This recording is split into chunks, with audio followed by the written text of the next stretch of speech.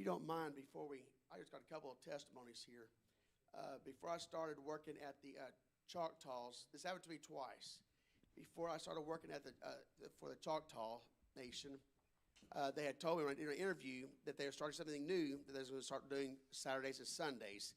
And that's what they needed to hire for, is the weekend. And I had told them that I don't work Sundays, that I'll work any other day, but Sundays I don't work because of church. And that's the only thing I said about that. But when I started on to work there, all these people were really, really polite. I never heard them cuss. I thought, wow, this is amazing. There's no cuss or anything. And I was there for a while, and probably about 3 months in, one of the guys told me, they said, yes, we don't cuss around you because when you did your interview, our boss said he's a Christian man, and you do not cuss around him. and then when I went to work for the Chickasaws, same thing happened. They said, we're going to start doing weekends now. We need somebody to work Saturday and Sunday. And I said, that's great. I said, but I don't work Sundays.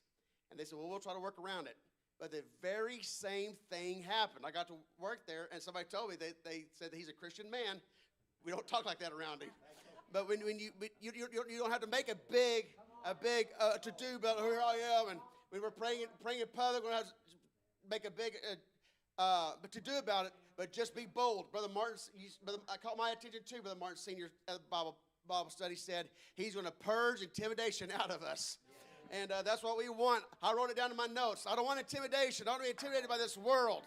God has done so much for me. And but if you just take a stand, you don't have to be. Brother Martin has testimonies about going into the plant over there. I can't think of what it's called, Michelin, and walking in there. And I worked there for 10 months. It was dreary. It's hot, and people didn't like it. Brother Martin would walk in with a smile on his face, and everyone wants to have a conversation with him. We had a girl come to church there for a little bit because of the light that Brother Martin shone. That's what we're doing. We're not saying, look at me, but we're just letting God to shine through us. And I've been